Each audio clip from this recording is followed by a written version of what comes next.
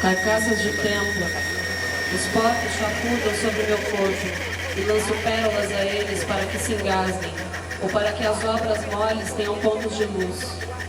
Choques elétricos na cabeça, choques de cacetete nos joelhos, choques elétricos nos rins, choques de pimenta nos olhos e narinas, choques de gás lacrimogêneo, choque de ordem, o choque mata. Os suspiros congelados em um instantâneo de breve morte.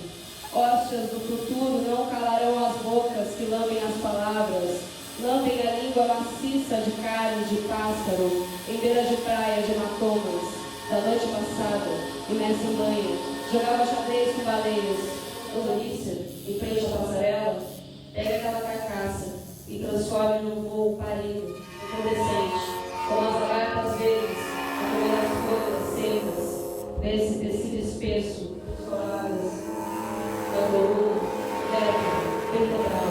Agora, da onde rolar em Jesus Cristo somando carne crua, um churrasco de gelo seco, aonde carbono de cabelo ácido, bruxas são feitas de giz, esponja de ácido, azul e vermelha, somos os Estados Unidos, nós temos a amnésia como um corpo selvagem amarrado no ikebana, no vaso da sala, a mesa de centro, de vidro, onde repousa a minha escrava favorita.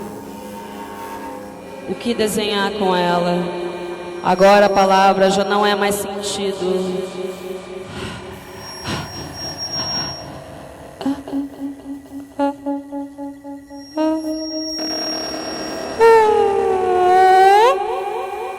Sentido. É sentir na viagem, vertigem, às vezes tem coisas que passam correndo. Em volta de mim, os olhos acompanham o invisível. Tem alguém aqui e alguém aí, numa existência esquizofrênica. Há uma topografia aqui, agora, agora, agora, agora, agora, agora, agora, agora, agora, agora. Uma geografia da palavra. A mandíbula trava, arranca os dentes em ataque de aforismos. Então esperam que cresçam de novo. Uma mariposa manca procura repouso nas minhas mãos. A língua de preciado fala pelo meu cu. As merdas que cago são uma pura teoria. As histórias são rastros, são restos das raspas imagéticas. O menino é o homem com beleza, com a barba do capitão Jack Sparrow. Ele tem um pinto e o delírio transborda. É nos instantes de galáxia que me sinto luciferava palavras de amor e tédio. Agora Tarcísio virou galáxia e eu sonhei com ele essa semana. Agora nas rosas falta uma pétala. O roseral tem uma voz a menos. Quem veio anunciar veio boiando no mar, para lembrar que aqueles que flutuam carregam um beijo da morte, guardado no semblante. Ele morreu de boemia, agora a saudade não acaba, agora que as coisas não têm mais fim, agora que a sede aperta o nó da garganta, o corpo agora é espaço esvaziado, isso é dor que dói no sangue. Hoje eu morri de saudade, foi no dia 7 de fevereiro, passa tanta coisa. Os urubus se aglomeram em revoada. Os jornalistas se concentram em frente aos campos de Santana, cobrindo a morte televisionada de Santiago. A cheiro de mijo pelos jardins de terra do hospital. O meu corpo minando há mais de 500 anos. A geração de um monstro de corpo expandido espera pela explosão. Até quando que me perguntam aquelas vozes miudinhas e trêmulas? Cemitério de índias e pretas, debaixo desse aço. Há um cemitério de índias e pretas, debaixo desse aço.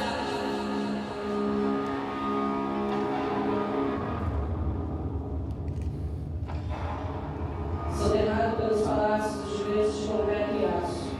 As vértebras desencontradas reanimam novas constelações.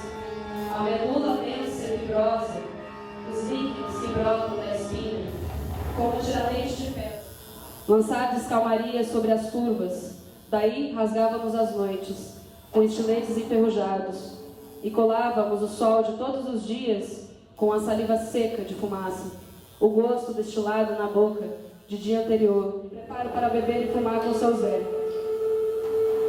Fusão de poros, papel, pele. Você considerava as minhas veias se desenxergar para desfazer as palafitas e boiar até o voo.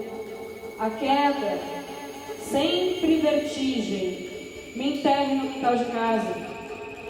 Preparo meu corpo a 4 mãos e já não há tempos verbais suficientes para abraçar as passagens, substituindo os vidros quebrados no Lago do Passo, um espaço em desconstrução.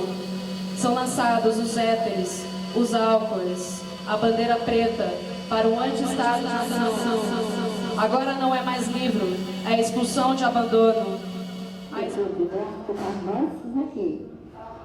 Cada amarrar a toalha, tá. E também assim, tirar o dedo. Não, mas não tinha carro, foi. Há muito tempo não veio minha mão. Eu ainda estou pior, há muito tempo. Passando, controlado com ele, passando bastante, aí ela está bolsando na cabeça, quando comida os brinhos, né? Mas até que ele... Aí me chamou lá, então eu estava lá, você está livre, tá? Eu falei, não precisa de tomar ela não, estava no plantão de livre, você precisa saber o que é.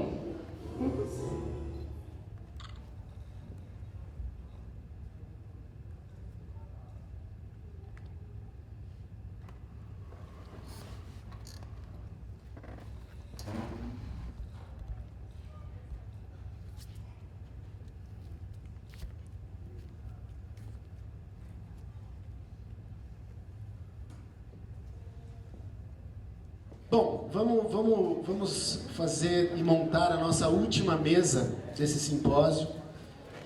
E antes de montar a mesa, eu queria agradecer profundamente todos vocês que participaram. Foi um simpósio muito potente, muito interessante, com discussões interessantes, com questões interessantes. E agora a gente vai para a última mesa do simpósio e podem ter certeza que nós já estamos, todos nós que organizamos, estamos bastante estimulados para fazer já o 5º simpósio ano que vem, tá? O tema do dia hoje é sensação, recepção em artes do corpo. No processo de criação ou na performance que vocês viram, em função de como ela se deu, a gente não pôde apresentá-los, mas foi a Sara Panambi e o Felipe Espíndola que fazem suspensão e body art. Eles vão estar na mesa depois para responder questões e etc. Já temos até questões online já.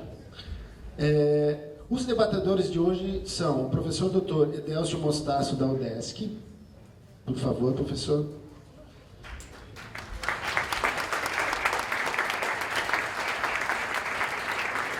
O professor Dr. Flávio de Granges da USP.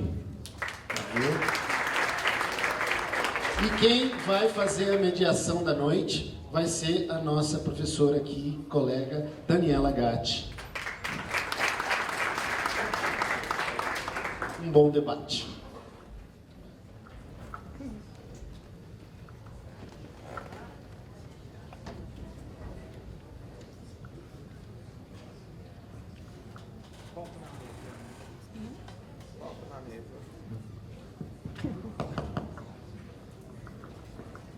Boa noite a todos.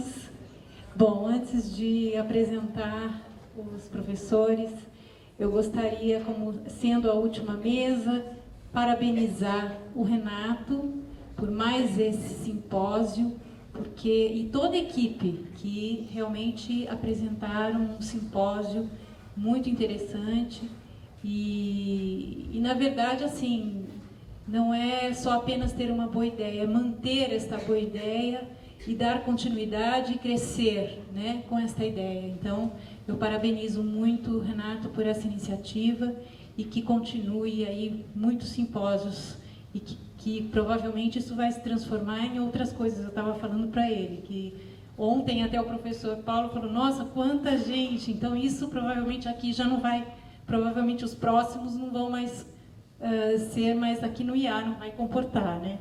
Que bom! Então, enfim, apresentando a mesa, professor Edélcio Mostaço, professor titular efetivo da Universidade do Estado de Santa Catarina, atuando na graduação, pós-graduação e supervisão de pós-doc. Possui graduação em direção teatral e crítica teatral pela Universidade de São Paulo e doutorado em artes teatro pela Universidade de São Paulo.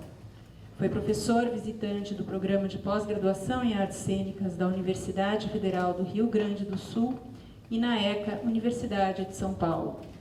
Tem experiência na área de teatro, com ênfase em estética e crítica teatral, atuando principalmente nos seguintes temas: história cultural e teatro, crítica e recepção, intertextualidade cênica, teatro brasileiro, pós-modernismo cênico, performance e performatividade.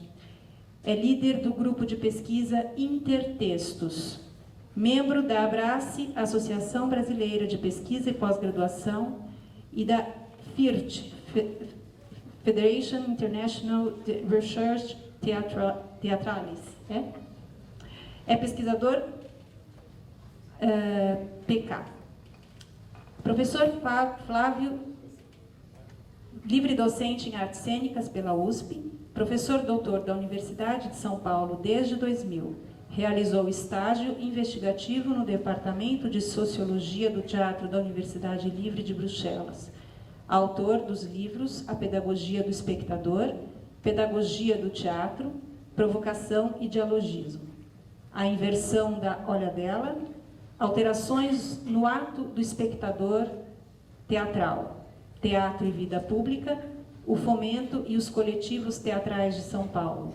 É coordenador do inerte, instável Núcleo de Estudos de Recepção Teatral.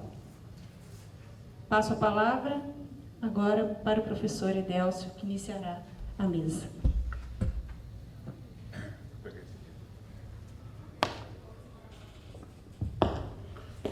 Boa noite a todos e a todas. É com muita alegria que eu estou aqui nesse colóquio. Agradeço muitíssimo o convite feito pelo Renato e pelo UMI, por extensão, para estar aqui. É um colóquio que já tem um reconhecimento nacional e daí a importância que ele adquire e, portanto, a responsabilidade também de estar aqui e trazer alguma coisa que possa contribuir para o debate ou os debates que estão sendo realizados. Antes de eu começar propriamente a fala, eu gostaria de exibir um pequeno vídeo. Então, é uma coisa muito rápida, tá bem? Esse vídeo começou a circular essa semana pela internet, por várias redes sociais, e causou um grande impacto sobre um conjunto muito grande de pessoas. Como nós estávamos aqui o tempo todo metidos nas salas, em trabalho, é possível que muitos não tenham visto esse vídeo. Então é a razão pela qual eu gostaria de exibi-lo e, de uma certa maneira, me parece que ele pode funcionar um pouco como uma metáfora apropriada ao tema geral desse colóquio.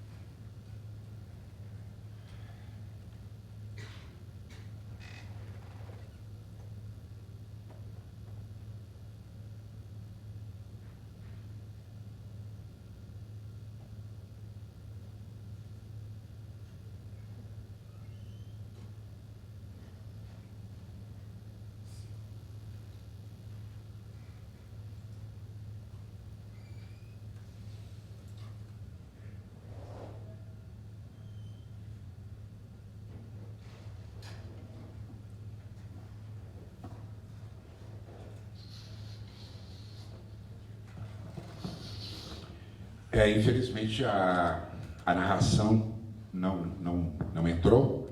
Trata-se de membros do ISIS, ou Estado Islâmico, na cidade de Mossul, no norte do Iraque, que invadiram um museu de arte assíria, onde estavam depositadas peças raras, com 3 a 4 mil anos de existência, que foram resgatadas por arqueólogos, por antropólogos, por museólogos, conservadas durante tanto tempo e que foram literalmente reduzidas a pó. É verdadeiramente assombroso, não é? Nós sermos contemporâneos da destruição destas relíquias, não é? Criadas e elaboradas há milênios e que foram destruídas em nome de um princípio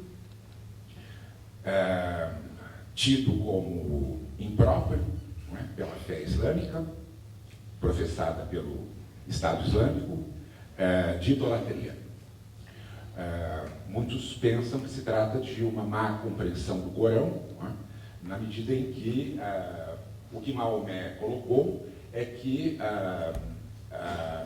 proibia a idolatria, mas não a realização de imagens. Né? Então, há uma diferença entre uma coisa e outra. No entanto, na interpretação do Estado Islâmico, todas as imagens devem ser aniquiladas, devem ser destruídas. Bem, abordar o teatro contemporâneo é uma tarefa bastante complexa, dada a variedade de propostas que atravessam o cotidiano das produções que nós podemos observar. São muitos os enfoques possíveis, muitos os apelos disponíveis e muitas as proposições que, complementares ou em oposição, disputam espaço junto ao espectador. Dadas as características desse colóquio, eu optei por fazer uma brevíssima incursão por aquilo que se tornou conhecido como o nome de estética da recepção.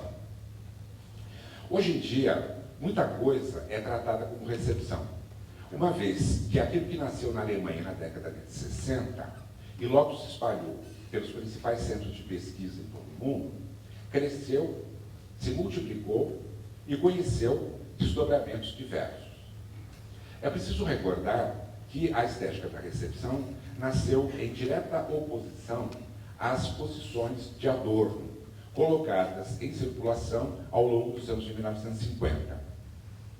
Dentre outras considerações do filósofo frankfurtiano, estava aquela que foi duramente criticada pelos teóricos da recepção, a de prazer do espectador. Para Adorno, deleitar-se diante de uma obra de arte era algo como um crime, próprio de porcos, como ele dizia, uma vez que defendia uma produção artística inteiramente guiada pela negatividade. Os teóricos de Constança, notadamente Jauss, Iser e Gumbrecht, atacaram firmemente tal postura adorniana, certos de que o prazer, uma reação complexa, enredada naquilo que, desde os gregos, foi entendido como catarsis, era não apenas integrante do próprio fenômeno estético, como, especialmente, fazia interface com as outras duas instâncias que lhe são parelhas, a saber, a poiesis e a aesthesis.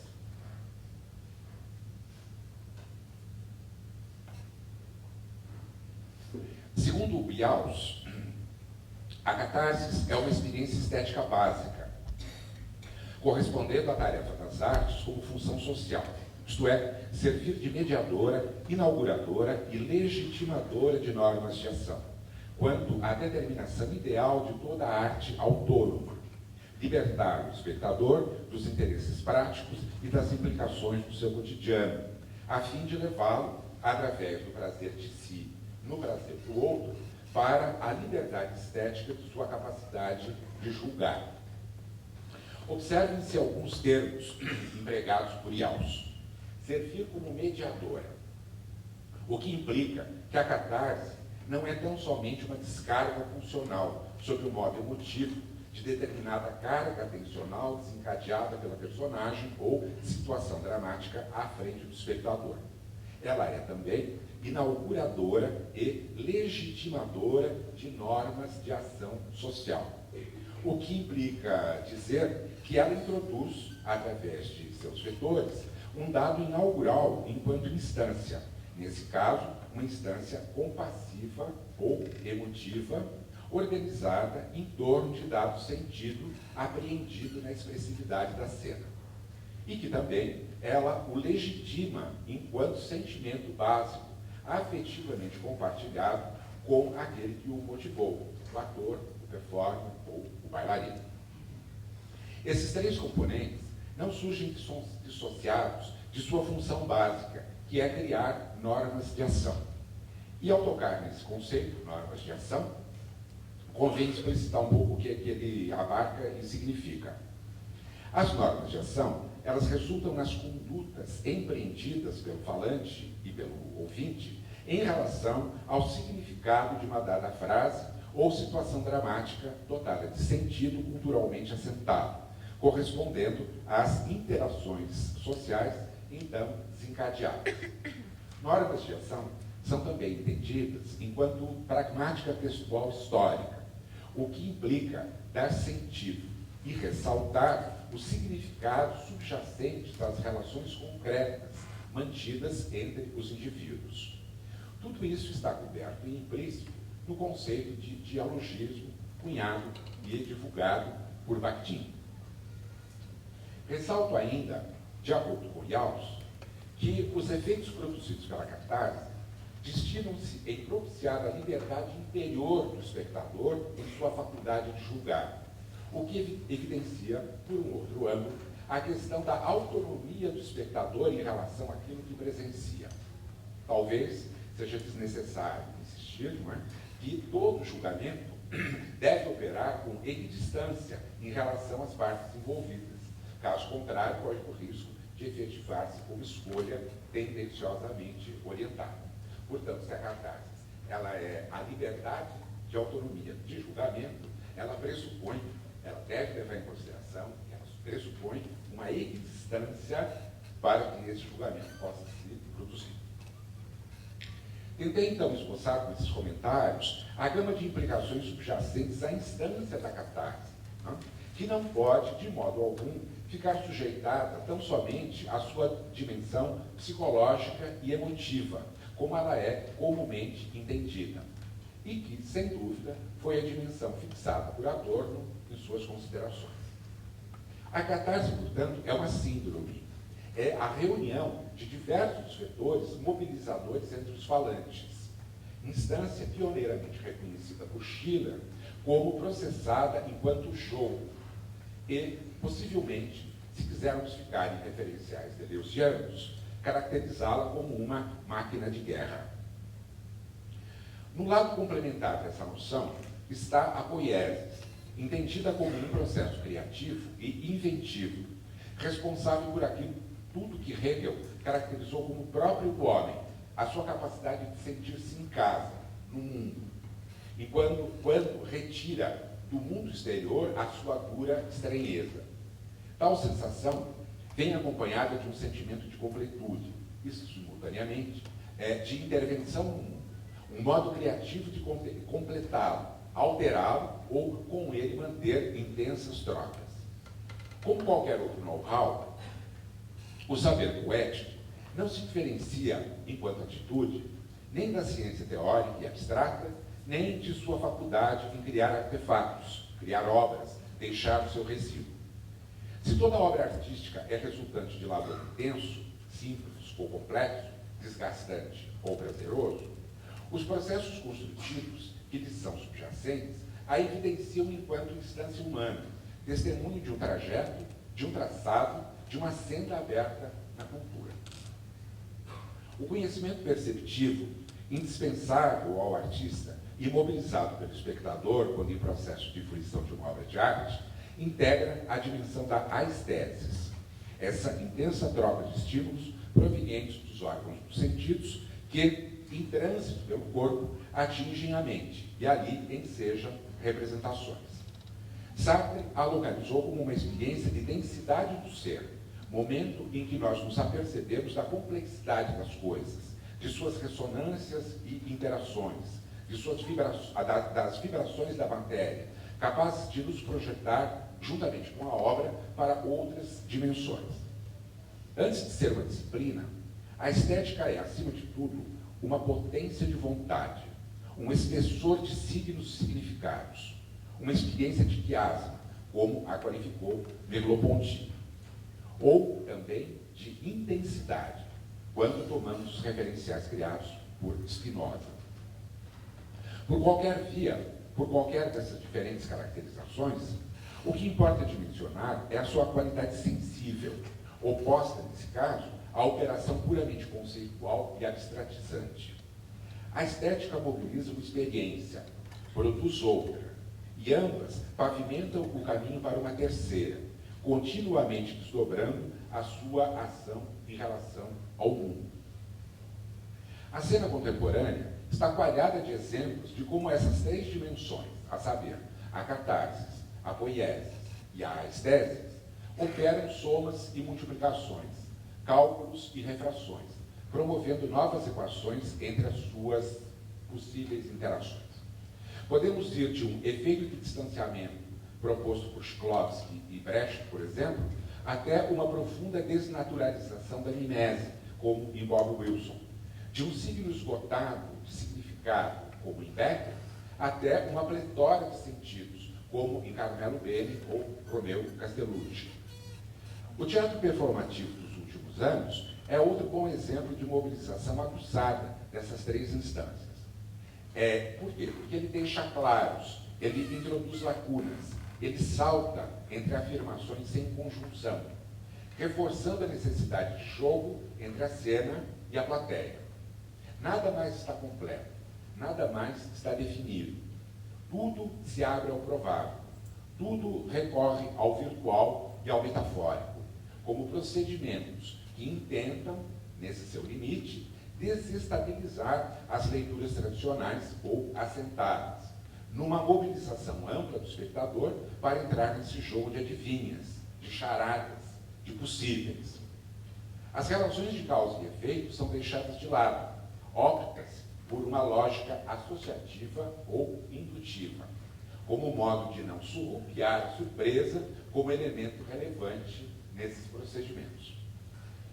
Na medida em que estamos avassalados por imagens digitais, fantasmagóricas e totalizantes, a nova cena procura reintroduzir o cotidiano e o pormenor, o pequeno e quase invisível mundo das micro-relações. E ali, escarafunchando pormenores, empresta aos olhos turvados do público uma lente de aumento que possibilite enxergar coisas que, de outro modo, são desprezadas ou esquecidas nas considerações comuns. E nós tivemos a oportunidade de assistir aqui um trabalho, alguns minutos atrás, que explora com muita competência, com muita profundidade, exatamente essa detenção sobre o recorte, sobre o pequeno, sobre o pormenor. Preconceitos, manias, obsessões, essa galeria psicopatológica que infesta o imaginário contemporâneo acaba por se transformar no catálogo mais empregado para se buscar temas, assuntos e situações. Razão pela qual essa nova cena não se detém diante do horrível, do tenebroso, do monstruoso, ou daquilo que chamamos até mesmo de intolerável, introduzindo um hiperrealismo capaz de produzir o choque. Foi Walter Benjamin quem salientou o choque produzido pelos artefatos da modernidade. A rapidez da velocidade, o gigantismo das máquinas, a intensificação do trabalho, o desaparecimento dos sentimentos, a hipertrofia das cidades, a crise dos serviços públicos, são apenas alguns desses males que, produzidos em nome do progresso, limitam e entorpecem a sensibilidade humana, tornando-a débil e estiolável.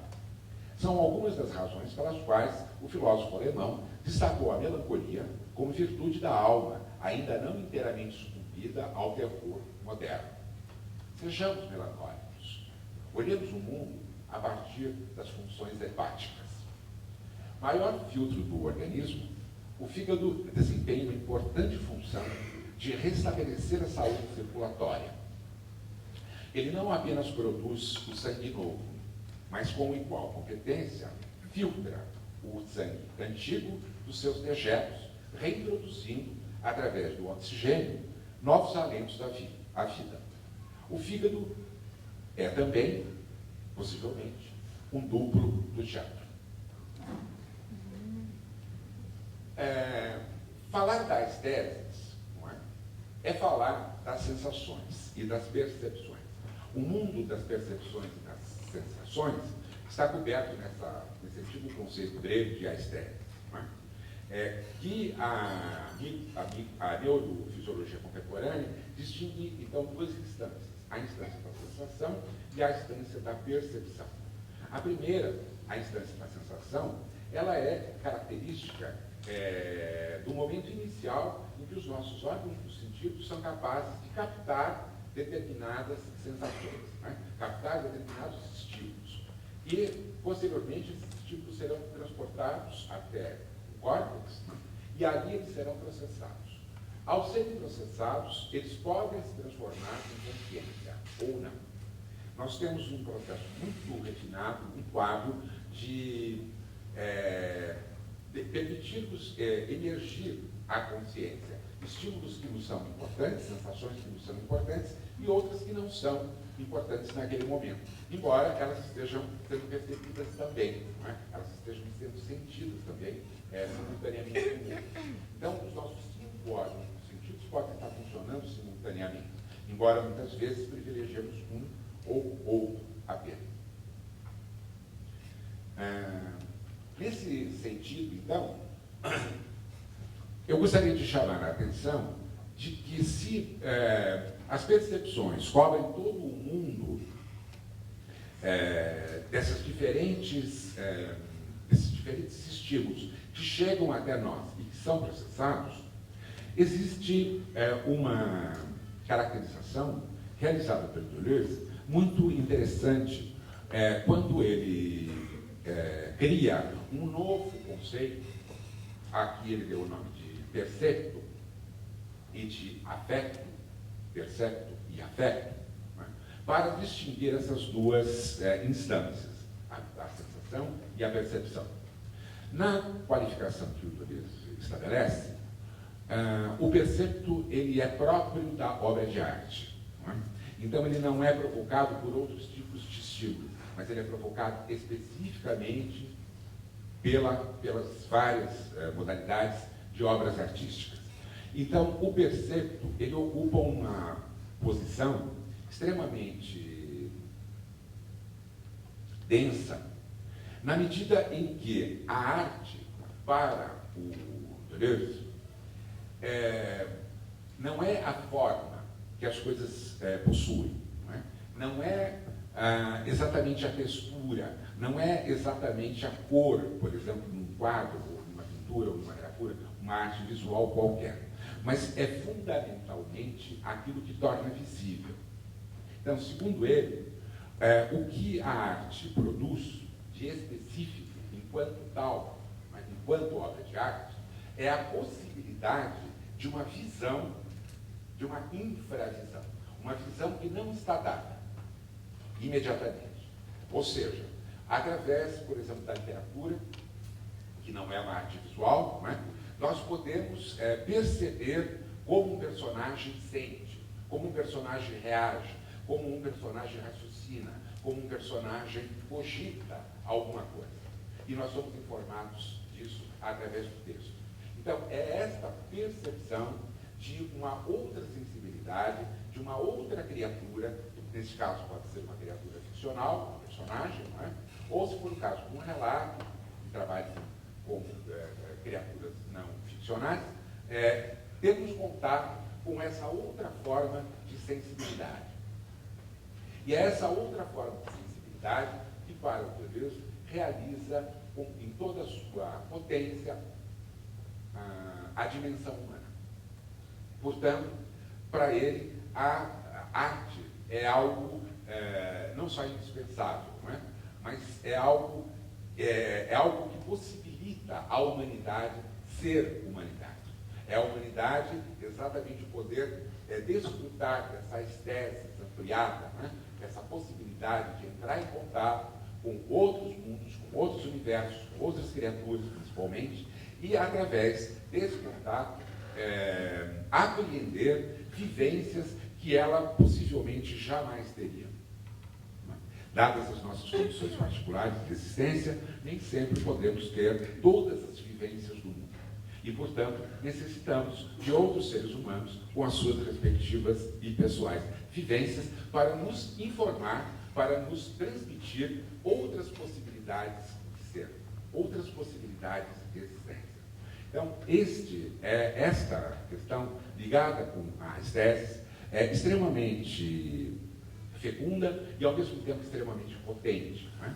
Então, através dos preceptos, os preceptos seriam mônadas, né? Seriam células de significado que nós conseguimos aprender nas diversas obras e que podem chegar até nós sob o formato, então, da consciência. E, a partir daí, pode se transformar, vir a se transformar numa experiência, dependendo do modo como trabalhamos com cada um desses diferentes preceptos. No vídeo que foi projetado anteriormente, nós percebemos uma ação de totalitarismo extremamente selvagem e extremamente destruidora. Por quê? O que aconteceu? Nós não fomos contemporâneos do nascimento dessas obras de arte, mas somos contemporâneos da sua destruição. Então, infelizmente, os nossos filhos, nossos netos, não terão a possibilidade que nós tivemos de convivermos com essas obras, de uma forma ou de outra. Então, a destruição de uma obra é também a destruição de uma parte da humanidade.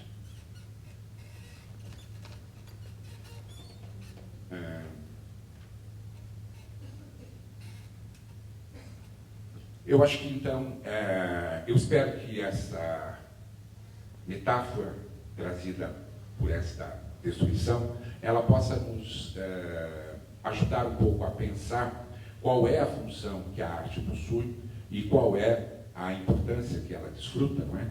Na nossa vida cotidiana, enfim, nas nossas relações, e que, enfim, possamos abrir depois um espaço para falar um pouco sobre a performance que nós assistimos, que foi tão potente e com tantas possibilidades de se poder tecer considerações sobre os preceptos que ela promoveu e produziu.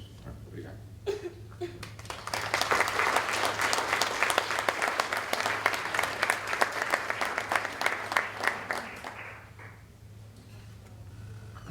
Passo a palavra agora para o professor Flávio. Bom, boa noite a todos. Eu queria agradecer ao Lume pelo convite, é um prazer grande estar aqui para poder participar desse evento e conversar sobre assunto pelo qual tenho grande interesse. Bom, eu trouxe alguns apontamentos que me ocorrem a partir do título do nosso encontro de hoje, e a sensação, recepção em arte do corpo. Eu fiquei aqui pensando que talvez, se eu fosse dar um título possível para esse ajuntamento que eu farei agora, talvez pudesse ser sensação e arte no corpo do receptor, ou sensação e arte no corpo do espectador. Há pouco tempo atrás, eu entrei em contato com uma série de entrevistas que foram concedidas pelo John Cage, o músico e artista visual, em 1992, alguns meses antes da sua morte. E uma série de entrevistas muito interessantes, acho que, especialmente pelo momento, né, histórico já é interessante. Ele falece logo depois de finalizar essa série de entrevistas, mas também pela descontração. As entrevistas foram feitas no seu apartamento em Nova York, e enquanto ele parava para atender o telefone, ia cozinhar, isso tudo está relatado, né, nas entrevistas.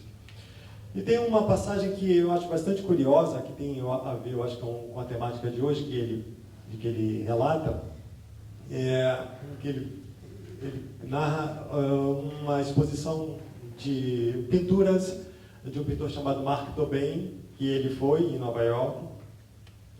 E as obras do Mark Twain expostas têm uma tonalidade parecida com a da parede da sala, assim, cinza, grafite, com pinceladas de marrom, amarelo, mas uma tonalidade bem escura. E ele conta que quando ele saiu da exposição, ele saiu sozinho, andando pela rua, e estava chovendo, ele abre o guarda-chuva e vai andando pela calçada. E em determinado momento ele olha para a calçada e como se ele olhasse a calçada, como se a calçada se assemelhasse às pinturas que ele tinha acabado de observar. E ele trata esse encontro, esse momento, esse acontecimento como uma experiência religiosa e própria ao modo com que ele encarava a sua relação com a arte. E é interessante, eu acho, né, porque é como se, de algum modo, a experiência ou a possibilidade de relação com o objeto artístico possibilitasse um olhar poético para a vida cotidiana, né? Como se uma maneira como ele olha a rua e a calçada, depois desse momento, inaugura um novo momento, né? Inaugura uma nova possibilidade perceptiva, um outro modo de relação com a calçada e com a rua, que jamais poderá ser aquele outro, né? Anterior àquele. Né? Eu lembrei de uma frase do Einstein que fala assim: quando a gente olha para uma coisa de uma maneira diferente, a gente jamais vai conseguir olhar para a mesma coisa da maneira que a gente olhava anteriormente, né? Como se a arte possibilitasse essa alteração na perceptividade e essa possibilidade de olhar de um modo distinto. Ao comentar essa experiência com a rua e com as pinturas do Mark Twain, ele, e falando da arte como uma experiência que para ele é religiosa, ele era budista, o modo de composição dele, ele se valia das mesmas estratégias do I Ching, né, para compor aqueles hexagramas. Então ele criou todo um mecanismo de composição aleatória que ele ia sorteando qual seria a próxima nota da música que ele estava compondo. Então ele não sabia nunca qual seria a próxima nota. Ele criava uma estratégia de criação, mas que ele não dominava. A estratégia era justamente jogava com a incerteza, ou seja, jogava com algo que estava sendo criado por ele e também apesar dele. Né? Então essa relação com a arte como um jogo e como a possibilidade sempre do inesperado, a possibilidade sempre de trazer algo que possa ser surpreendente. E aí a compreensão dele como uma experiência espiritual, uma experiência religiosa, né? Muito afeita o seu modo de encarar a vida e a religiosidade.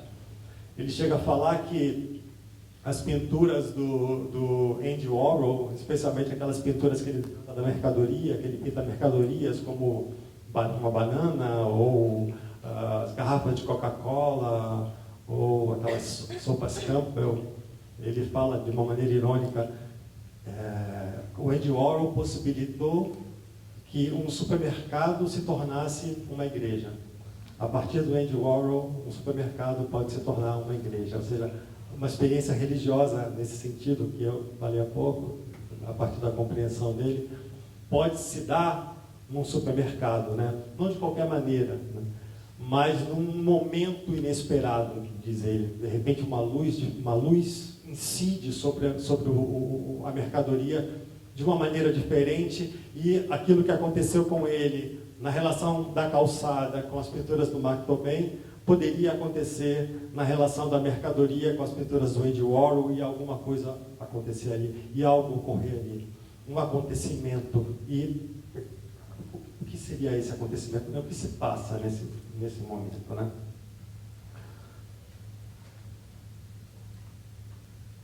Queria fazer um salto de Nova York para uma outra cidade, Moscou, para trazer um outro relato do final do século XX para o início do século XX.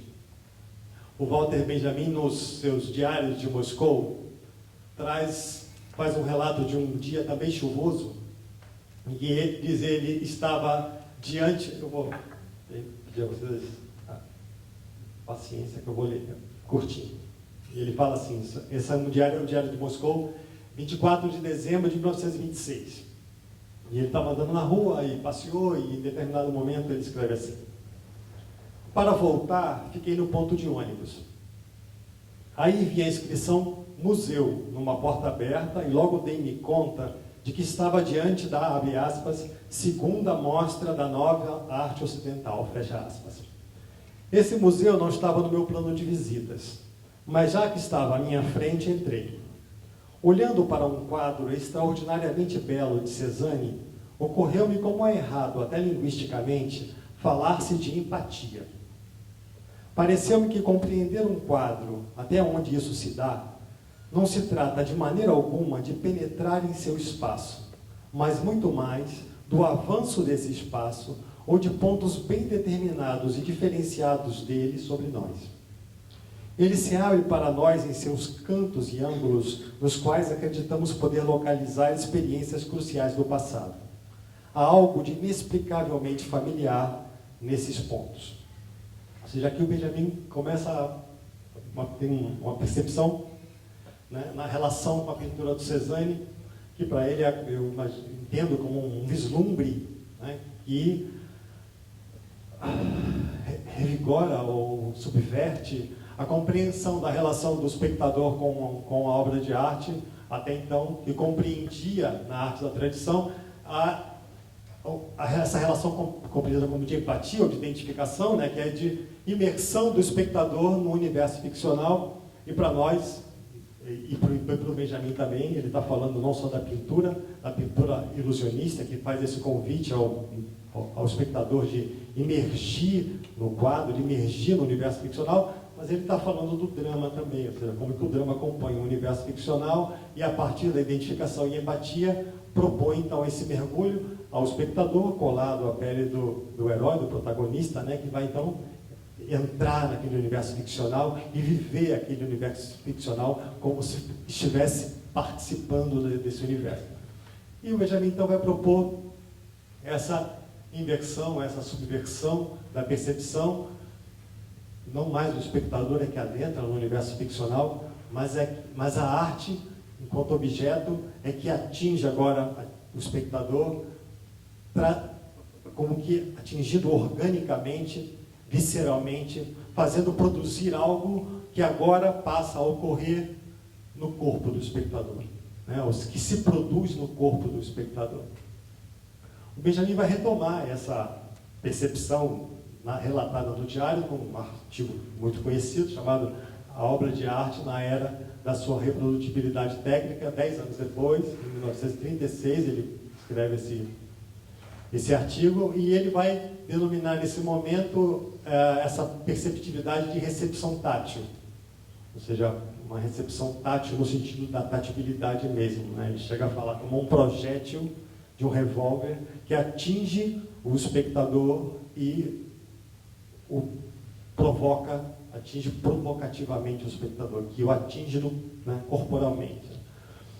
No seu conjunto de escritos, ele chega a dizer, e o Benjamin tem isso que eu acho que é bastante atual, eu não saberia dizer se ele é um dos teóricos que inaugura, mas eu acho que daria para dizer que ele é um dos teóricos que exprime muito bem a noção de teoria como acontecimento, ou a noção de teoria como proposição estética.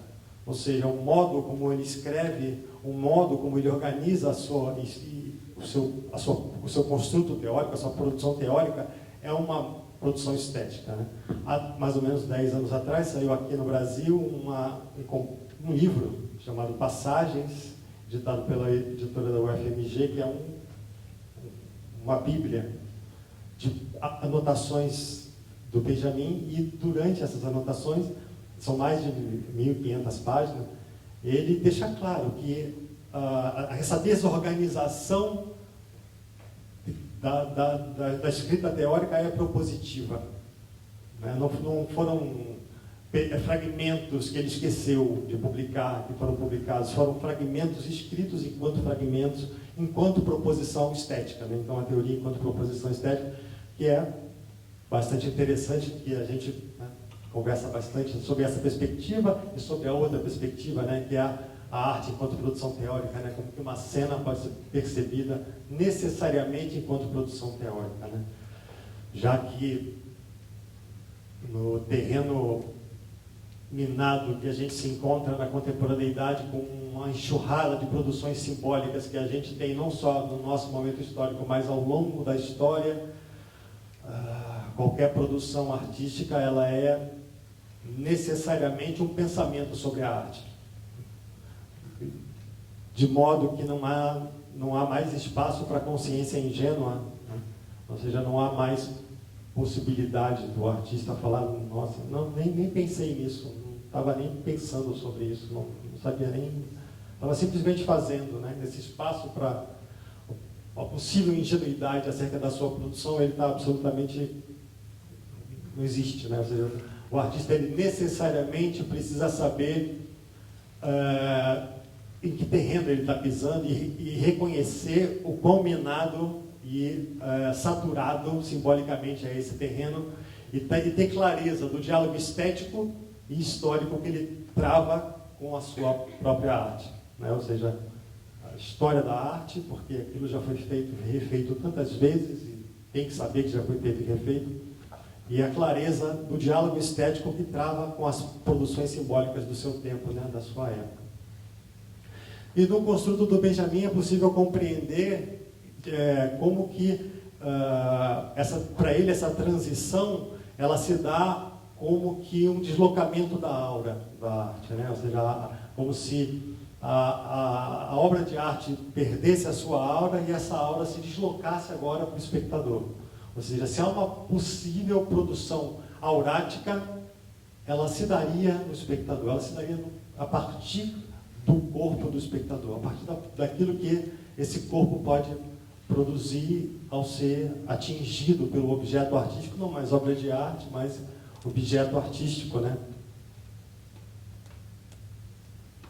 Já que o que ocorre a partir de então não está circunscrito a algo que a gente poderia chamar de obra, porque só se tornaria obra, ou só se torna obra, se é que se torna obra, no corpo do espectador. Só se torna obra no momento em que essa produção se dá, e se dá de maneira sempre irrepetível e pessoal e intransferível, né? Ou seja, ocorre sempre diferente, mesmo que o mesmo espectador veja o mesmo, não é possível, o mesmo espetáculo várias vezes, a cada vez essa produção ela é irrepetível. Para pensar sobre a recepção tátil ao longo dos seus escritos, o Benjamin dialoga com 3 autores, fundamentalmente, e o conceito de recepção tátil se aproxima muito do conceito de experiência para o próprio Benjamin. Ele dialoga com o Henri Bergson, que fala sobre percepção e memória, ou seja, percepção e memória. Quando eu percebo alguma coisa, a minha relação perceptiva, ela recorre à minha memória, com maior ou menor consciência dessa relação, né? Eu já vi isso, não vi isso, isso se assemelha ao quê? E isso se relaciona com que outras coisas que eu já vi parecidas com isso, né? Ou seja, eu preciso acessar a minha memória para poder dialogar com a percepção, uma novidade ou não, com aquilo que eu estou me relacionando. Ele dialoga com o Proust também, com a ideia de memória involuntária, ou com a proposta de memória involuntária, que é uma proposta do Proust. Na série de livros do Proust, chamada Em Busca do Tempo Perdido, ele trata dessa noção de memória involuntária, que é o que conduz o protagonista, que é o que conduz toda a obra, né? Então, a ideia de daquilo que surge inadvertidamente da memória, né? Não de uma memória fotográfica, de uma memória de um livro de fotografias que a gente abre e não é lembrança, é memória. Memória nesse sentido daquilo que eu não lembro. É memória porque eu não lembro. Se eu lembrasse, seria lembrança, né? Então, daquilo que surge quando eu menos espero e surge de maneira surpreendente. Em busca do tempo perdido, em busca de um tempo, tanto a ideia de o tempo, o prazer de um tempo, de deixar o tempo se perder, ou seja, de perder tempo, né? O prazer de perder tempo, quanto em busca do tempo perdido, em busca de um tempo que passou, ou pelo qual eu passei sem perceber que passei.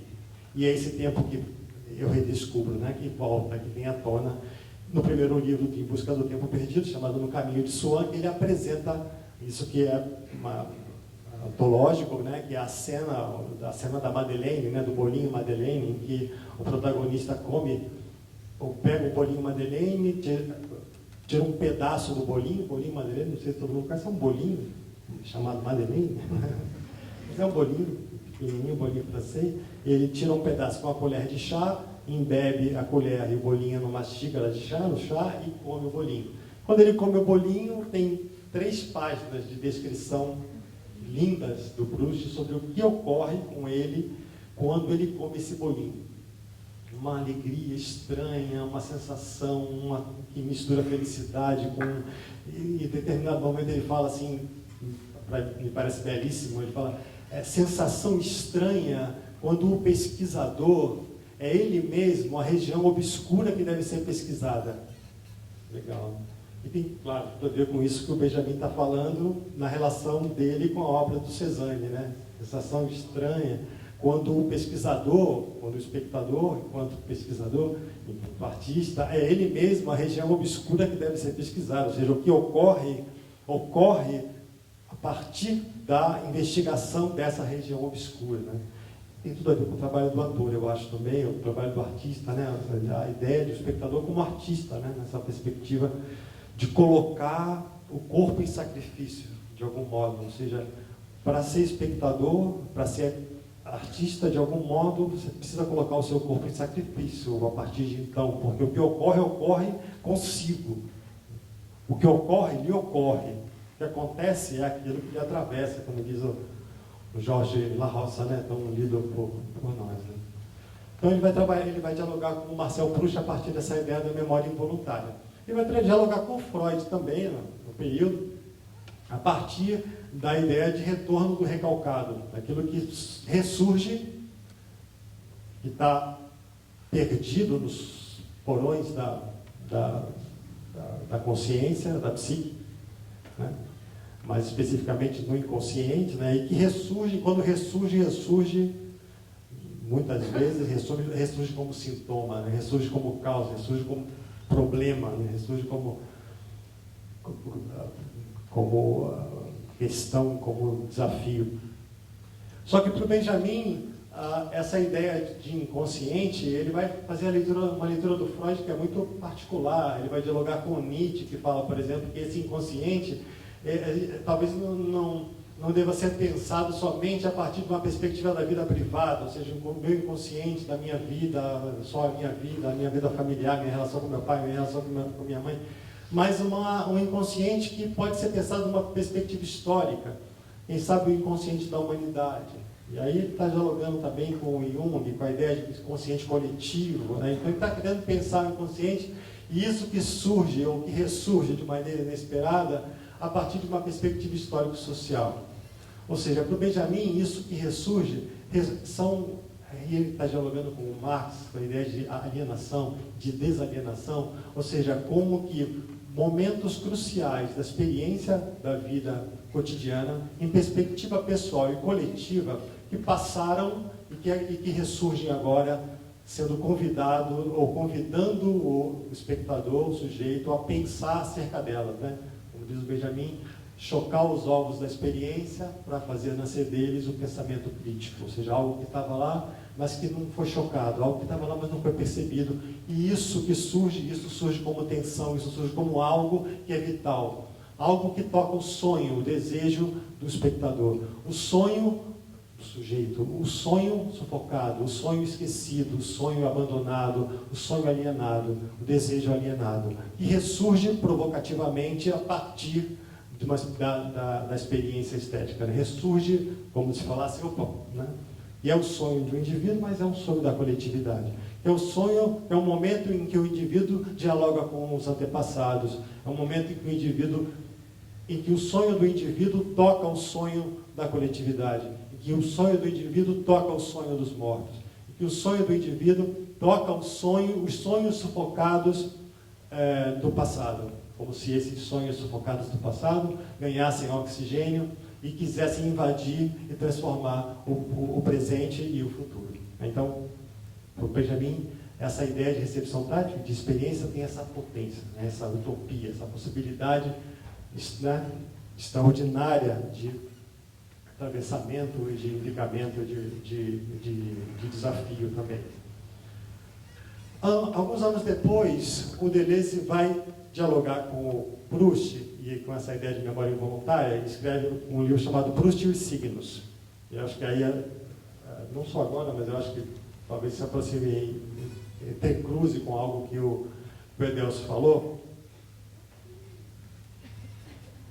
E eu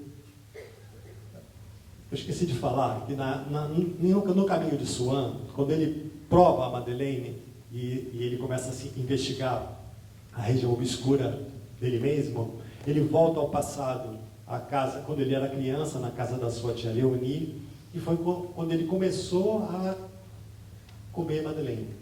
Né? Então ele relembra a casa da tia Leonie, o quintal da casa da tia Leonie, a cama, como é que ela fazia, como é que ela convidava. E a partir daí ele parte em busca do tempo perdido, vai desenvolvendo então e durante os vários romances, tem vários momentos de memória involuntária. É o barulho da água passando pelo cano, é um talher que cai no chão, é uma cortina que balança e provoca esse momento, quem sabe, semelhante ao momento da calçada do John Cage, né? Um momento em que o objeto, a sonoridade provoca algo, né? Provoca um acontecimento, provoca, desperta, desafia de algum modo. O Deleuze, então, dialogando com o Proust, ele vai falar assim: a memória involuntária é um caminho precioso para a gente pensar sobre o modo como o signo artístico provoca o leitor, o espectador, o receptor. Mas talvez ele nos leve até um certo ponto. Ele não nos leva até a estação derradeira, né? até um lugar que o signo artístico talvez possa nos conduzir. E ele faz uma distinção entre signo cotidiano e signo artístico.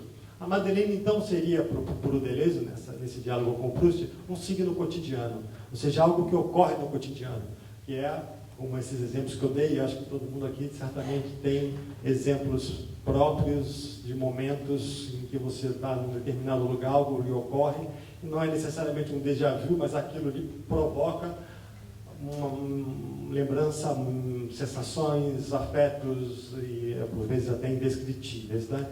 E ele fala, mas a memória involuntária, sob essa perspectiva do signo cotidiano, traz, de algum modo, algo que é esperado.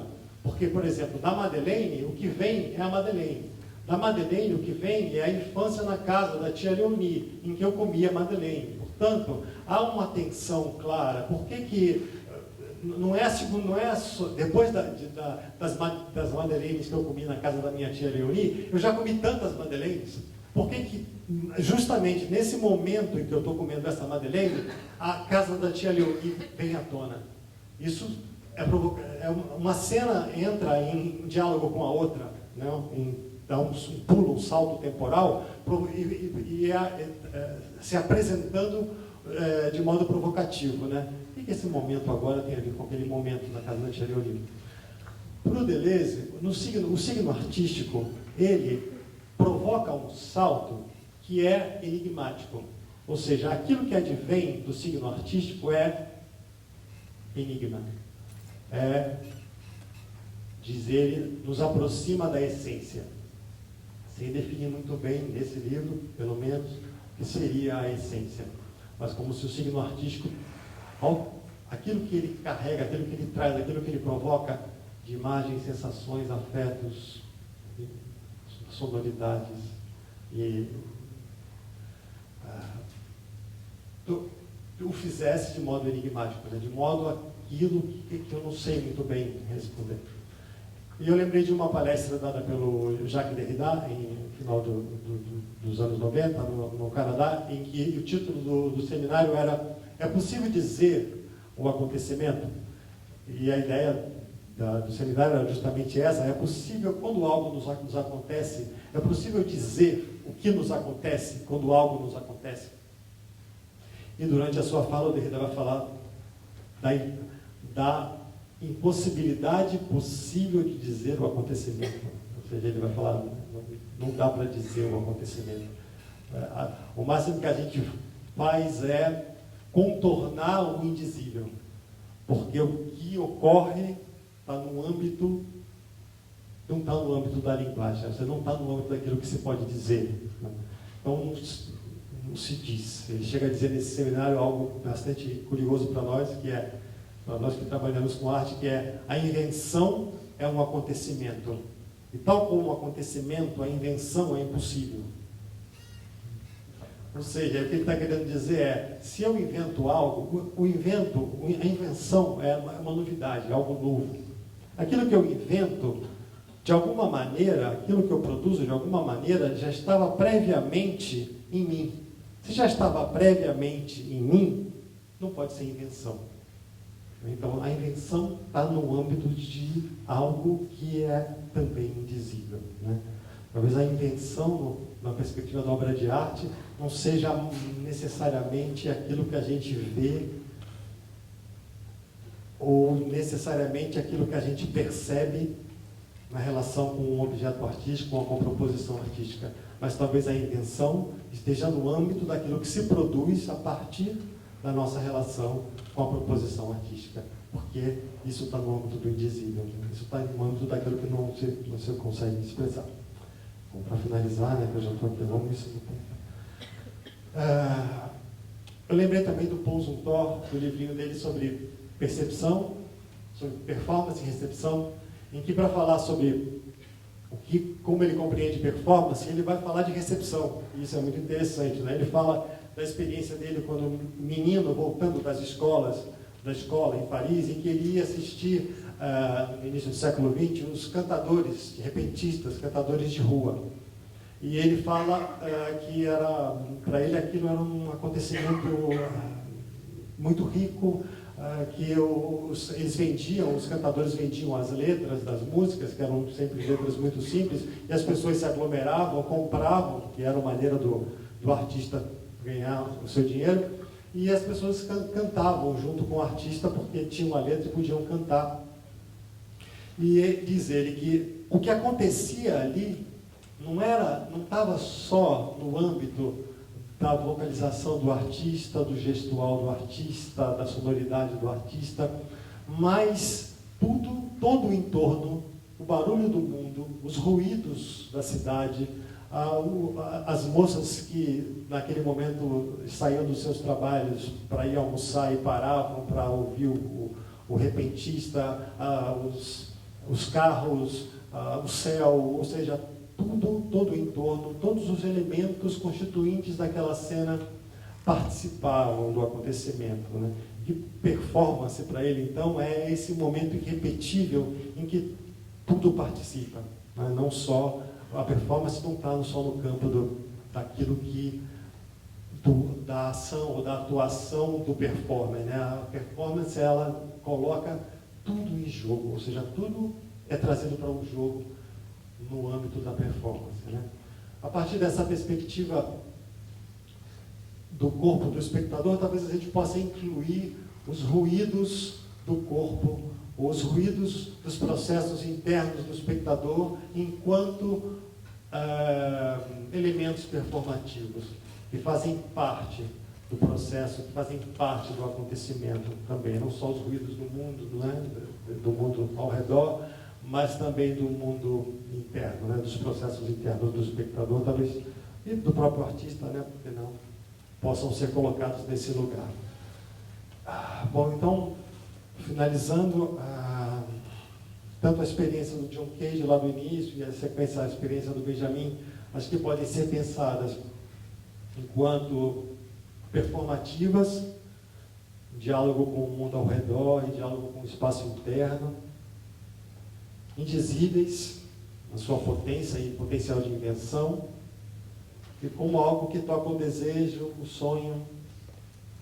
E no caso do John Cage, a compreensão que ele tinha de arte e habitante de Nova York se relacionava muito com como viver plenamente numa cidade caótica, como conseguir viver plenamente numa cidade caótica. Então, a relação dele com a cidade, de algum modo, e o desejo, o sonho, então, parece que participam, né, dialogam com essa calçada tornada elemento poético, né? Ou seja, a possibilidade da calçada, desses elementos mais restos e feios, ou às vezes até incômodos visual e sonoramente, né, nos ruídos da cidade, podem ser elementos poéticos que possam, de algum modo, ter ou ganhar uma dimensão poética. É isso, então. Obrigado.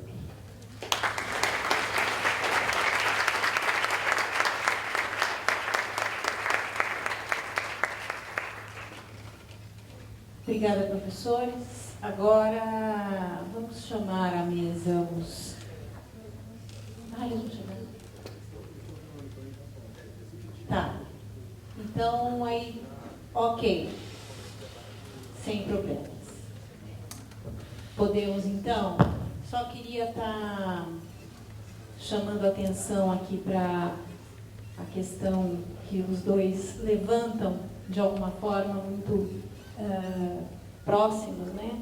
É a ideia do observador, né? Que ele tem que estar incluído na observação. Isso é interessante a gente pensar nesse espectador, né?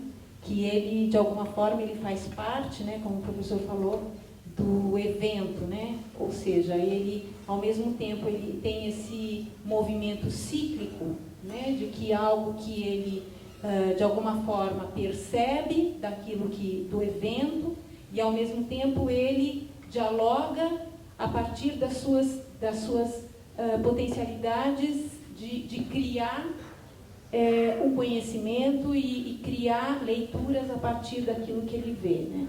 Então, é um movimento dialógico, né, como o professor falou, e então é muito interessante essa ideia, né, do observador, ele ter que estar incluído na observação, né? Ok? Então, vamos então agora receber Sara, Panambi e Felipe.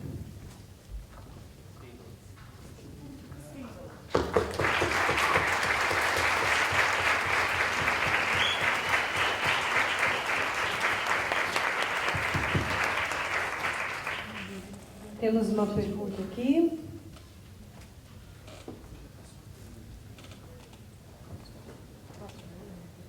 Boa noite, tudo bem?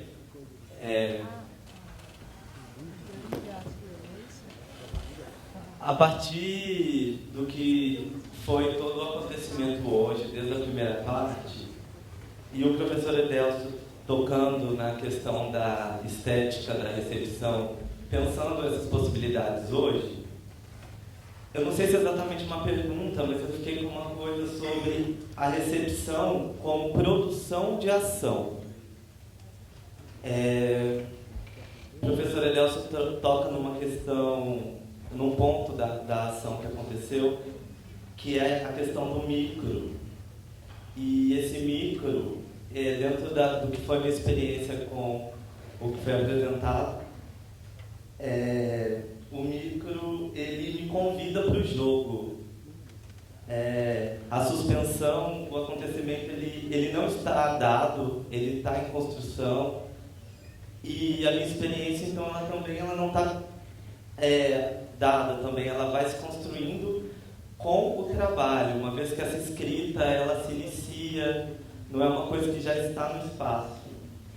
E aí eu fico com um lance sobre o corpo em sacrifício que o professor Flávio colocou, que foi minha experiência de um possível engajamento corporal na obra. Essa obra pelo micro, ela está acontecendo, eu sinto o convite desse jogo e vou para uma ação que me aproxima desses elementos micros da ação e vai me gerando outras coisas a partir dos objetos que estão sobre a mesa, do texto que antes era só uma escrita e eu me aproximo daquele conteúdo. E aí eu fico pensando mesmo essa recepção como uma produção de ação, um engajamento corporal no trabalho.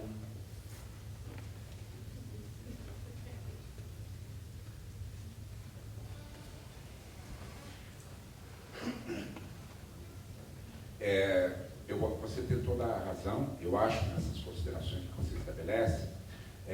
Infelizmente, eu preparei um texto curto, porque me foi avisado que o tempo era muito pequeno.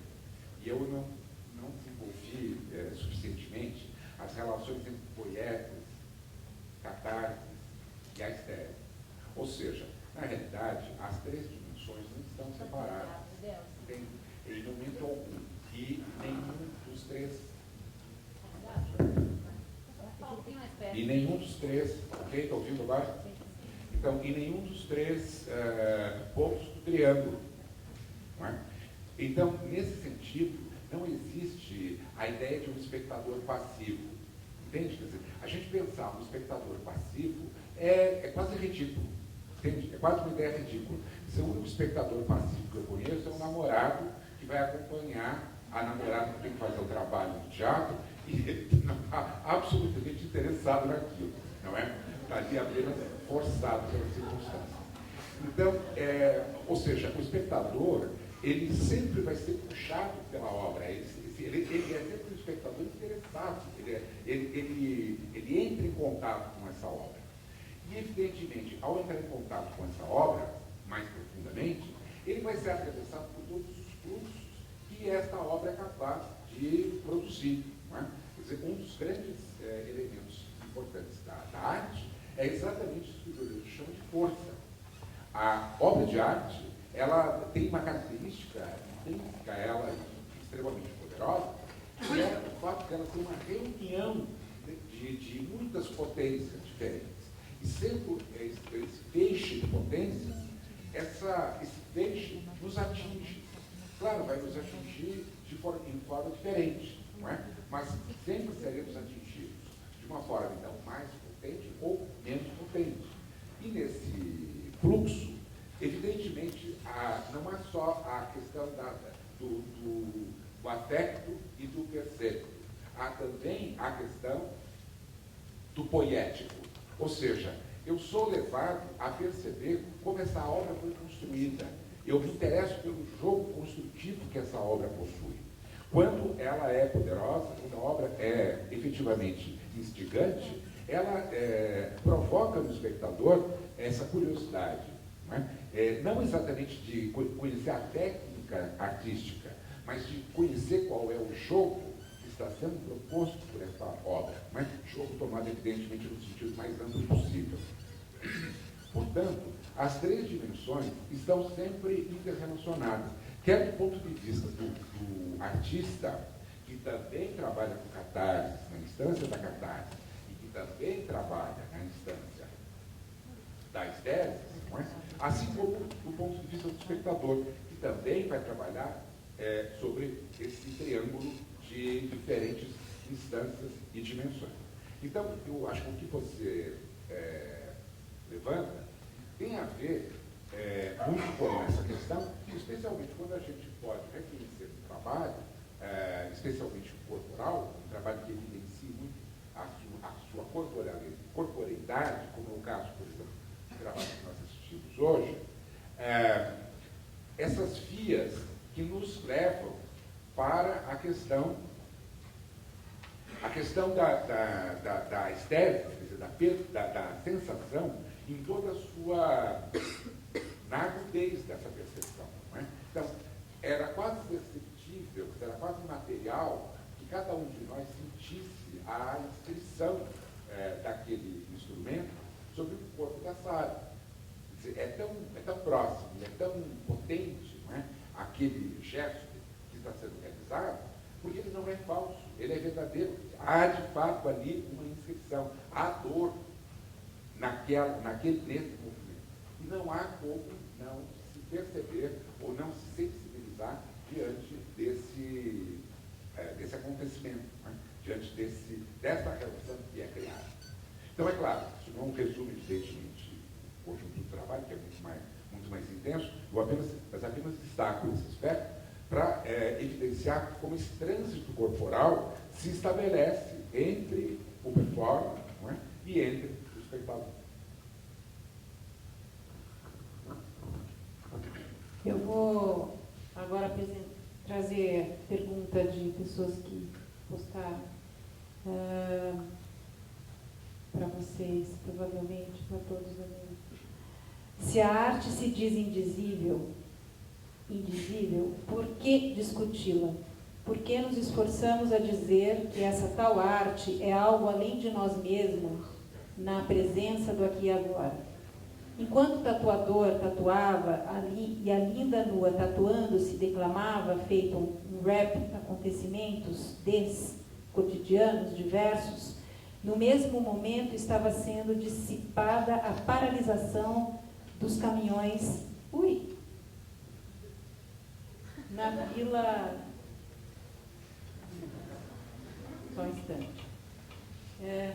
Na Via Dutra, no mesmo instante. De qual arte manifesta estamos falando? Onde a arte que se mistura com a vida se torna ou deixa de ser arte? Quem é o proponente artístico e quem é o receptor?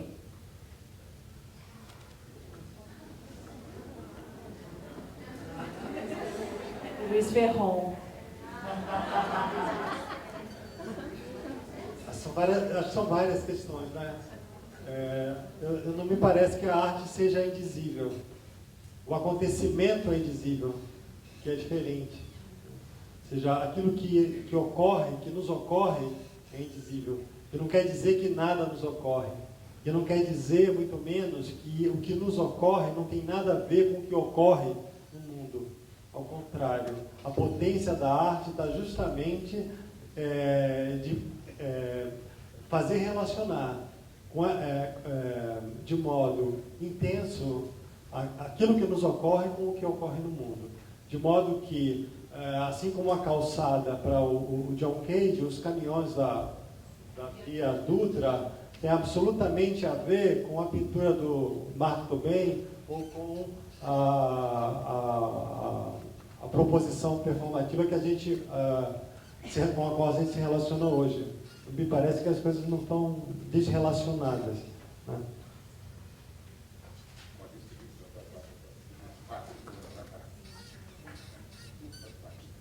Mais alguma questão?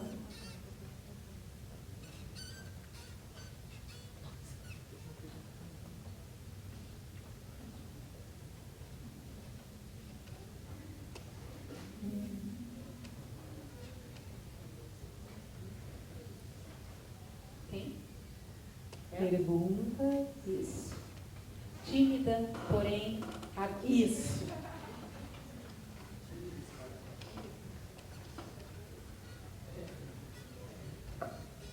Boa noite. É uma pergunta para a Sara e para o Felipe, mas que pode se estender para os professores da mesa.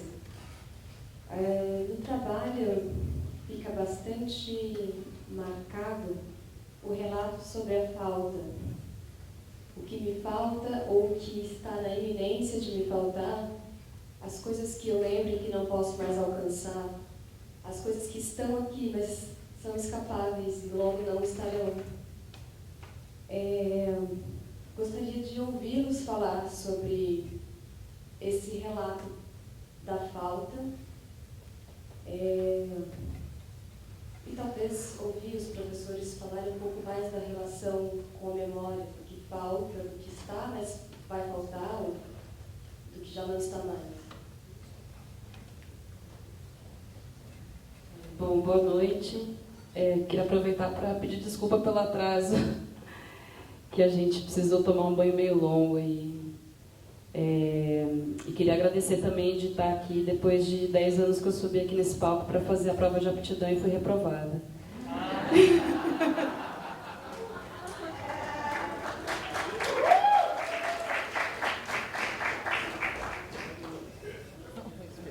Então vamos lá.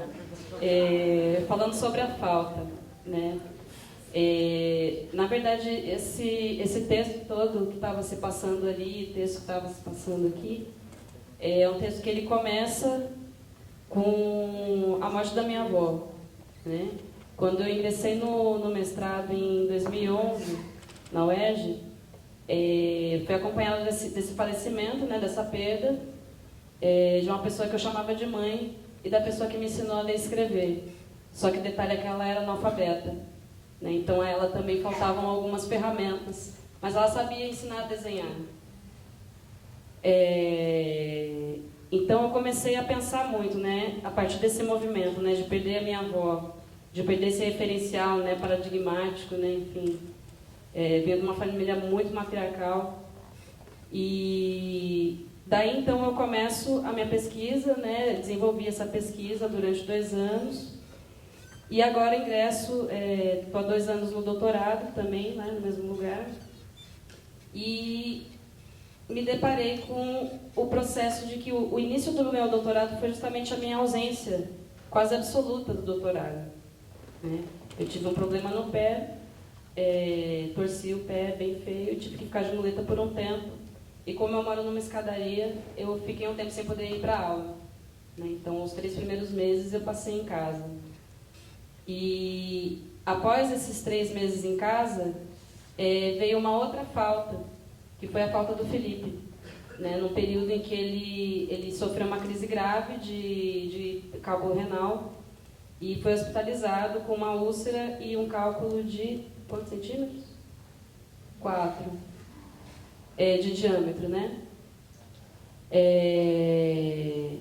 Então ele passou esse período, né, que justamente foi junto com o período das manifestações, né, a grande estourada assim do gigante, e a gente estava nesse processo de hospital, né, e ele estava internado no hospital no centro do Rio, que é o Hospital Souza Aguiar, que é um hospital que não sei se vocês conhecem, mas ele tem mais de 100 anos e ele é um hospital conhecido por ter os números de emergência próximo ou equivalente a países em guerra civil. Ou seja, existe uma guerra civil em andamento. E diante dessa falta, eu me debrucei muito sobre a escrita, né? E aí comecei esse livro todo manuscrito, que terminei um pouco antes de chegar aqui, né, no dia 22 de fevereiro. E nesse processo de escrita, né, agora eu estou desenvolvendo, né, tentando pensar, né, nessa questão de uma escrita encarnada, né, na questão de o que pode ser texto, né, o que pode ser têxtil, o que é desenho, desígnio, né? Enfim, viajar um pouco em cima das palavras. E diante disso eu percebi que cada vez que eu escrevia, o acontecimento já não estava mais ali, né? O corpo ele sempre fica escapando da palavra, né? Eu acho que é Foucault que fala isso, né? Que todas as gramáticas vazam. Eu adoro essa frase, porque é bem essa sensação, né? De que por mais que seja um jorro, né? Eu escrevo muito depois de fazer performance ou depois de passar por alguma situação ali que me mexe, né? Eu escrevo sem pontuação, né? Um texto todo corrido. Então, dessa constante falta. Então, está sempre na iminência dessa falta, né? E muito dessas experiências de morte também, que a gente acaba se deparando quando a gente está aqui fazendo performance, né? Seja aqui encarando um palco, que a gente morre de medo de palco, ou na rua, batendo lata com bloco e com medo da polícia. Então, é muito nesse sentido, né? Sentido de que a gente vai morrer, né? Todo mundo que está aqui vai morrer. Então, de lidar com esse acontecimento, né? De lidar com esse acontecimento da falta como algo que está, né? Não é algo que está para além, é algo que já está. Alguém falou isso na mesa ontem, que pra gente, foi você, Paulo, eu acho, que pra gente estar aqui, muita gente precisou morrer. Né? A gente está aqui a gente está pisando sobre o sangue dos nossos antepassados. Né? Então, um pouco nesse sentido que eu falo. Primeiro, boa noite. Obrigado pela oportunidade raríssima de estar aqui também.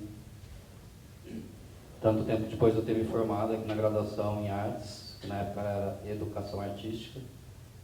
Foi esse palco que eu tomei trote também, então é muito importante estar aqui, muito gostoso. Eu queria só lembrar de uma palavra que você usou, Adelso, que é muito boa, que é jogo. E isso que a gente fez hoje aqui não foi uma tatuagem. Tatuar significa imprimir pigmentos sobre a pele. Eu não usei nenhuma tinta. Então, o que vocês viram vermelho era sangue. Só usei agulha. Então, o que eu fiz, na verdade, não passou de um termo internacional que se usa, que é um body play, um jogo corporal. E existem vários tipos de jogos corporais. Esse seria um dos jogos de invasão, jogos de penetração. Quem quiser saber mais sobre isso, inclusive é um conceito que o Fakir Muzaffar desenvolveu nos anos 70, 80. Está tudo no livro da Bia, está aqui presente, que é uma honra tê-la aqui conosco. O Corpo como Suporte da Arte, da Beatriz Ferreira Pires, editora Senac. Muito do que eu faço tem lá a conceitualização desses jogos corporais que a gente realiza. E aí, pensando no que a gente fez hoje, tem tudo a ver com perda, com ausência, porque a gente está imprimindo marcas, né? Marcas que, inclusive, o próprio Fakir denominou de marca complementar. E o que a gente trabalha, por isso que se aproxima do que a gente chama de arte ritual, ou rito de passagem, rito performático, performance ritual, enfim, não sei nem denominar. Porque eu falo que faz parte de algo ritual, porque tem a presença de quatro elementos fundamentais do ritual de passagem, que é a dor física, sangramento, marca complementar e transposição de estado. Então, a pessoa que passa pelo rito, ela sempre entra de um jeito e sai do outro. E nunca é só a pessoa que está se sacrificando, entre aspas, para aquele ritual. Todo mundo que está presente passa pelo rito. Então, acho que tenha funcionado para todo mundo essa parte transformadora. É só isso que eu queria complementar. Eu acho que é interessante o relato da Sara falando exatamente sobre essa ideia de que a palavra está sempre atrás, né? Sempre fica a coisa para trás, né? Quando ela escreve sobre o que aconteceu com ela, ela não consegue escrever sobre o que aconteceu com ela. Ela se aproxima daquilo que aconteceu com ela, mas fica sempre faltando muito daquilo que aconteceu com ela. Então, é isso que eu estava chamando de contornar o impossível de ser dito. Contornar o indizível. Se aproximar daquilo que não dá para dizer. Mas essa aproximação daquilo que ocorreu com ela, e essa nossa aproximação daquilo que ocorreu com ela, nos provoca acontecimentos que a gente não consegue dizer. Então, se amanhã qualquer um de nós for dizer o que aconteceu aqui, enquanto a gente se relacionava com a proposta artística deles, vai sempre ficar faltando algo daquilo que aconteceu aqui. Porque a gente não consegue apreender tudo o que aconteceu aqui, ou tudo o que nos aconteceu enquanto algo acontecia aqui. É nesse sentido. Né? Ou seja, não é eu estou falando da falta, mas estou falando também da outra pergunta. Ou seja, isso não é esvaziamento, isso é potência. Isso é potência, isso é impulso. Isso é impulso para algo que a gente não consegue dar conta com a palavra. Porque tem sempre algo que fica faltando, porque não está no âmbito só da palavra. Né? A palavra parece que não dá conta das tantas perceptividades e tantas provocações que nos ocorrem num evento como esse. Interessante que a experiência ela se dá a partir dos fragmentos. Né? São os fragmentos perceptivos, né? Que você percebe a partir de pequenos, do pequeno, né? Do momento instante. Mais alguma pergunta?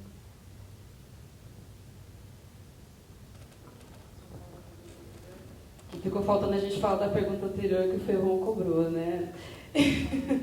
Por mensagem.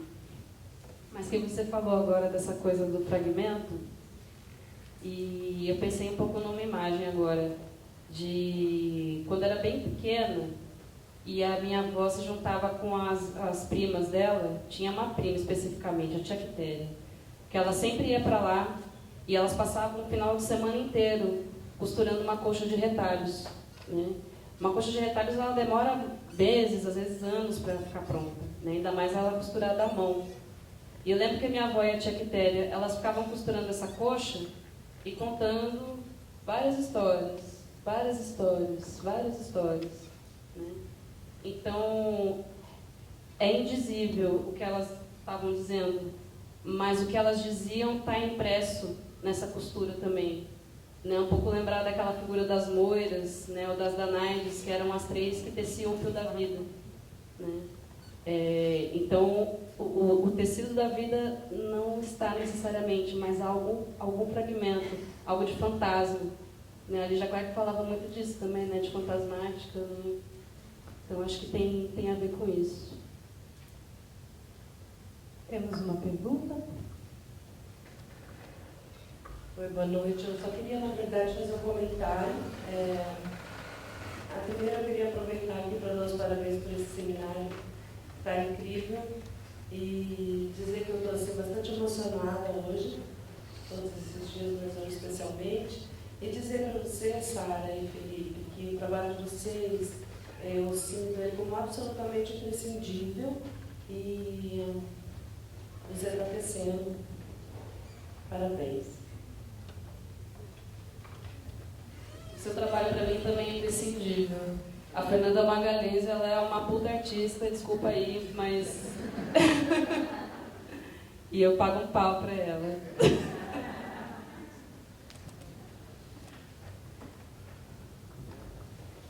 Mais perguntas? Mais?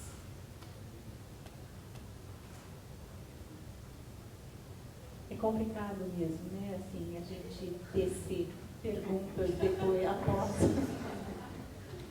Sara, eu fiz um esclarecimento. Em algum momento, você leu um trecho da Carolina de Jesus. E depois, num outro momento, eu reconheci um trecho do Arthur.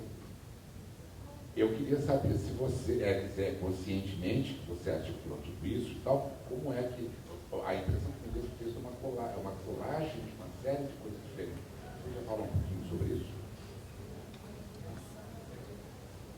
Não, você falou do trecho do Arthur. Eu nunca tinha me atentado para isso.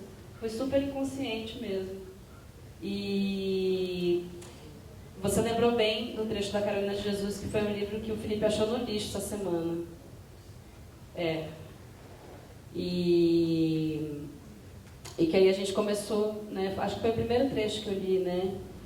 E que, enfim, eu fiquei bem impactada também com esse livro chegando na minha mão, né?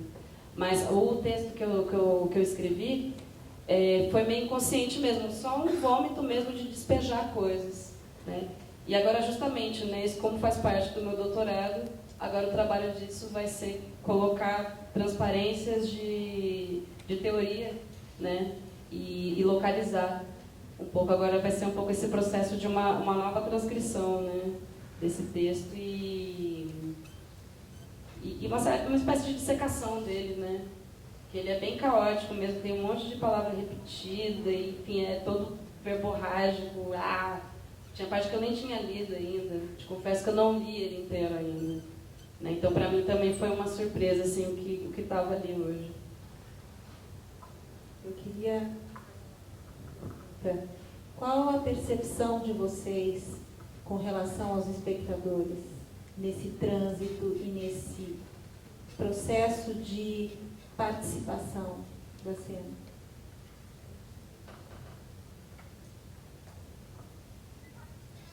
É difícil de dizer, mas é fundamental sentir a presença das pessoas, por isso que a gente pediu para liberarem de sentar aqui no palco. A gente nunca gosta de ficar muito longe, a gente tem pavor de palco italiano. Eu gosto de sentir a respiração das pessoas alterando quando eu encosto a agulha, quando eu faço o barulho da máquina, ou quando eu estou trabalhando com outros materiais também.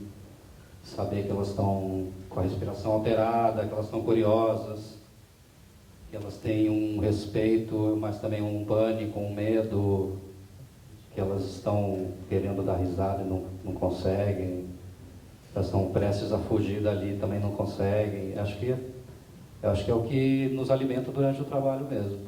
É muito difícil para mim. Eu nunca tinha feito performance de costas, assim, foi um desafio. Eu peço até desculpas, assim, posso ter parecido meio grosseiro, porque fiquei olhando para a parede. Na verdade, eu só estava vendo as costas da Sara, assim, mas eu estava sentindo todo mundo em volta. É fundamental que as pessoas circulem também, porque só assim que eu vou conseguir ter alguma dimensão do que está girando ao redor, né?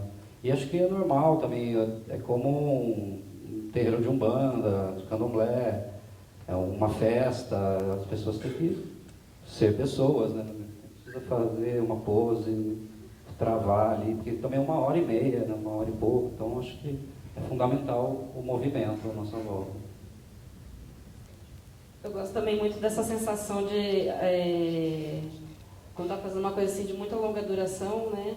E do entra e sai de pessoas, sabe? Do fluxo, de que a pessoa que está sentada ali, dali a 5 minutos ela não vai estar mais, né? E esse fluxo, ele vai me instigando, ele vai me alimentando também. Né? É isso que o Felipe falou mesmo, né? De sentir a respiração, né? Sentir que a gente está respirando junto. É dissonante, mas é junto.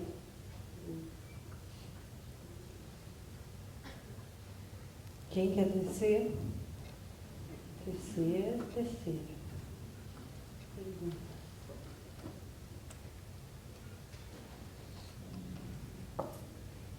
Bom, então, podemos fechar o simpósio de 2015 e eu queria, assim, que finalizássemos assim, com uma salva de palmas para os artistas, para o Renato, para todos os participantes, para os professores, que foi realmente assim, um simpósio maravilhoso.